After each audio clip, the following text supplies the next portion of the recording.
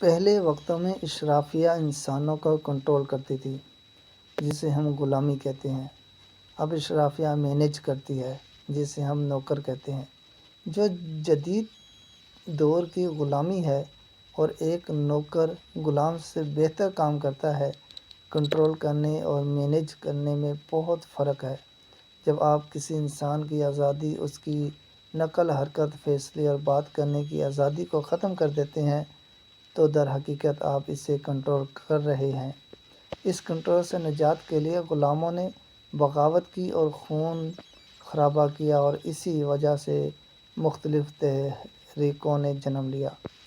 اشرافیہ نے پھر نیا طریقہ ڈھونڈا کہ ہم اب کنٹرول نہیں کریں گے، لیکن انسان کی آزادی کو مینیج کر کے اسے مزید کارآمد اور وفادار بنائیں گے۔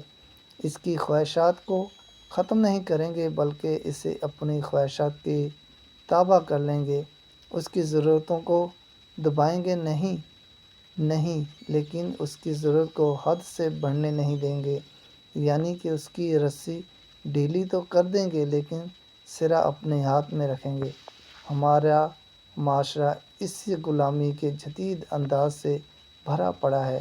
ہر ادارے میں، ہر کارپوریشن میں ایسے غلام جو خود کو آزاد سمجھتے ہیں بھرے پڑے ہیں۔